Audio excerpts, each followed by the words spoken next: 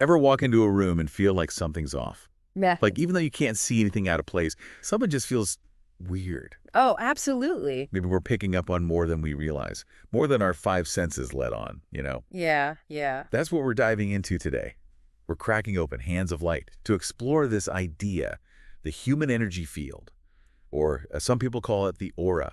Right. It's a concept, this energy field that pops up all over the place. Different cultures, different times in history. It's kind of amazing. It really is fascinating how humans have always been drawn to this idea. Like, there's more to us than just, what we see in the mirror. Totally. Yeah. And it's not just like new agey stuff. Mm-hmm. Hands of Light talks about how this idea goes way back. It does. Like you see it with the Chinese concept of yin and yang, Okay. or the astrolabe in Kabbalah. That's another example. Mm-hmm. Even some early scientists were trying to figure this out. There's this guy, Reichenbach, who talked about something called odic force. Can you believe that? It's like we've always sensed there's something more, but we haven't quite had the tools or the language to fully grasp it. Exactly. And maybe now we're getting closer. I mean, think about it. We have EEGs and EKGs. Right. We can actually measure those electromagnetic fields around the body now, right? It's true, yeah. We're finally getting a glimpse into something that humans have intuitively sensed for centuries, you're right. It's wild. So let's try to pin this down. What exactly is the human energy field? How would you describe it? Well, in the simplest terms, it's like a luminous energy body kind of surrounding and flowing through our physical form. Instead of just flesh and bone, imagine this radiant field constantly interacting with everything around us. Okay, so it's not just some like static bubble around us. It's more dynamic than that. Much more. And here's where it gets really cool. It's not just one uniform energy field. Hands of Light talks about 7 distinct layers, each with its own unique purpose. 7 layers. Whoa, okay, so we're talking layers like an onion. Kind of, yeah. But instead of making you cry, these layers, they're more like, how do I put it? Imagine a symphony. Ooh, I like that. Each layer is like a different instrument, each playing its own part. From the most physical part of ourselves to the spiritual, they all work together. Okay, so we're not just a single note, but a whole symphony. I love that analogy. And each of these layers, they have a specific role. Exactly. It's like each layer governs different aspects of our being, our physical health, our emotions, even our spiritual connection. And they all influence each other. Wow, this is already blowing my mind. So it's not just about some vague energy out there. It's structured, it has layers, it impacts us on multiple levels. This is fascinating. And speaking of structure, Hands of Light also mentions these energy centers within the aura, right? The chakras. Absolutely. Chakras are like, They picture them as spinning vortices of energy, and they're located at key points throughout the body. Right, like the root chakra. That's down at the base of the spine. Exactly. That one's all about feeling grounded, secure, those core feelings of safety. Yeah, like that feeling of really being present in your body. Yes. And then you've got the heart chakra, right where you'd think it would be. Love, compassion, connection. That's its domain. Okay, so that makes sense. Yeah. And then there's one more that always comes to mind, the crown chakra. That's the one up at the top of your head, right? You got it. That one's about your connection to something bigger than yourself, spirituality, that kind of thing. Okay, so these chakras, these spinning energy centers, they're linked to those layers we were talking about. Exactly. Each chakra is associated with a specific layer of the aura, and they work together to keep energy flowing through our entire system. So I'm already thinking, if these chakras are like bottlenecks for energy, what happens if they get blocked? Does Hands of Light talk about that? It does, and it's pretty insightful. The book suggests that when our chakras are open and balanced, that's when energy flows freely. And we feel good. Makes sense. But when they're blocked, That's when things can go haywire. It's like a traffic jam in our energy flow. and just like a physical traffic jam can totally ruin your mood. Exactly. Blocked energy can lead to all sorts of problems. Physical problems, emotional issues, you name it. So what causes these blocks in the first place? Is it just like bad luck or? Well, Hands of Light digs into that, and it's really interesting. Our experiences, especially when we're young, they can actually create these blocks. Oh, interesting. Because kids are so much more, Open. yes, exactly. Their energy is different. Absolutely. When we're young, our auras are still forming. Think of it like they're more porous. So if a child goes through something traumatic, it can leave an imprint on their energy field, like a scar almost. Wow. Okay. So even if we don't consciously remember those early experiences, they can still impact us. Energetically speaking, that is. Exactly. We might carry those energetic imprints with us for years, and they can manifest in different ways. Wow, that's kind of a lot to take in, but also makes a lot of sense. So are we saying that every time someone has a physical ailment, it's because of an energy blockage from their past? Not necessarily. It's more nuanced than that. Hands of Light isn't saying it's always the case. But it does make you wonder, It right? really does. Like, could some of our aches and pains, our anxieties, even our thought patterns be influenced by these deeper energetic imbalances? That's what Hands of Light really wants us to consider. It's like, it's not just about treating the symptom, it's looking deeper, right, Yep. at the root cause. That's a really different way of thinking about health and healing. So then how do we protect ourselves? If this aura of ours is always picking stuff up, isn't that kind of a liability? That's where it gets even more fascinating. Hands of Light dives into the concept of, get this, energetic defense systems. Okay, now that sounds intriguing. Energetic defense systems. Yeah. Right, what? Our aura builds walls. Kind of. Think of it like your aura learns to create shields, barriers to try and protect you from harmful energy. Wow. So it adapts just like our physical immune system does. Exactly. It's like an energetic immune response. But here's the thing. Uh-oh, there's always a... But here's the thing. Right, like with anything, too much of a good thing. Can backfire. Totally. Those defenses, they're often unconscious, right? So sometimes they end up creating more problems than they solve. Like the book talks about these things called tentacles. Tentacles. Okay, now that sounds a little creepy. I know, right? But it's not literal tentacles. It's more like, imagine someone's energy. It's like they're reaching out with these invisible tendrils and latching onto yours, trying to, like, take something from you. Oof. So basically energy vampires. I've definitely encountered a few of those in my time. Haven't we all? And then there's another defense mechanism the book talks about. It's called verbal denial. Oh, so that's probably what I should have done with those energy vampires. Maybe. But think about it. It's more than just saying no. It's like using words to deflect any kind of vulnerability, you know? Keep people at arm's length. Right, right. Like an energetic force field made of sarcasm and witty comebacks. Exactly. But again, like those tentacles, too much verbal denial. It can become a problem. Yeah, you can end up isolating yourself, even if it's unintentional. It's like you're building a fortress around your heart, but then you're stuck inside. Exactly. It's about finding that balance, isn't it? Between protecting ourselves and staying open to connection. It's a journey figuring that all out. It really is. But okay, this whole idea, our energy field being so closely tied to our well-being, it leads to a big question, right? Yeah. Could disease itself, like actual physical illness, be tied to this energy stuff? Is that too far out there? Not at all. In fact, Hands of Light really dives into this. It frames disease, not necessarily as something we need to fight against, but maybe as a message. A message from what our bodies, In a way, yes. Or maybe even deeper than that, from our energy field itself. like it's trying to get our attention. Tell us something's out of whack. Exactly. Maybe it's a sign that we need to pay attention to find greater balance. It's a completely different way of thinking about health and healing, but it's definitely worth considering. And speaking of healing, There are ways to work with this energy to help ourselves heal. Tell me more about oh, that. absolutely, and Hands of Light doesn't disappoint there.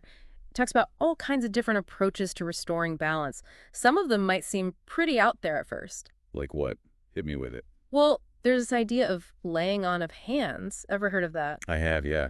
Is that where, like, someone uses their hands to channel energy to another person? Yeah, that's the one. Hands of Light talks about how a practitioner can use their hands to kind of direct energy, almost like they're doing an energetic tune-up on someone's aura. Wow, that's wild.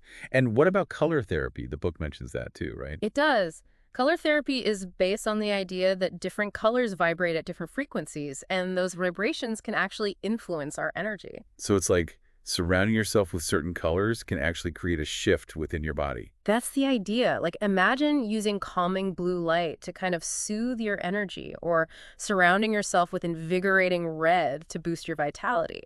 It's like color itself becomes a language, and we can use it to communicate with our energy field. That's so cool. But what about sound? Can sound heal, too? Okay, so we're picturing this aura, right? And it's not just one big energy bubble. It's got these different layers to it, like an onion, you said. Yeah, that's a good way to think about it. Each layer has its own unique qualities, its own purpose. So let's peel back those layers, starting with the one closest to our physical body. What's that one called again? That's the etheric body, the first layer. And it's all about our physical energy, our vitality, you know. Okay, so like the energy that keeps us going day to day. Exactly. It's the foundation of our energy system, really. If this layer is strong and vibrant, we just tend to feel better overall, more alive. That makes sense. So we've got the foundation, the etheric body. What comes next? Moving outward, we hit the emotional body. And as you might guess, this layer is all about our feelings. Okay, so that's where we process joy, sadness, anger, all of it.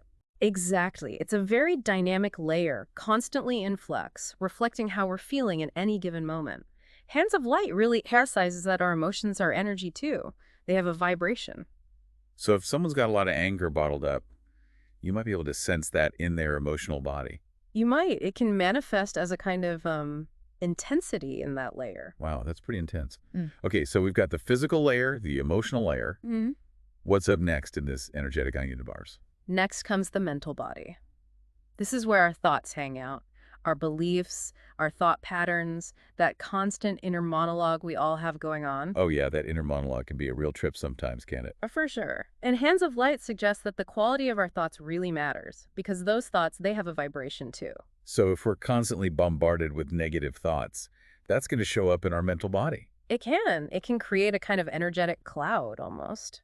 Wow. Okay, so it's important to be mindful of what we're feeding our minds, not just for our mental health, but for our energetic well-being too.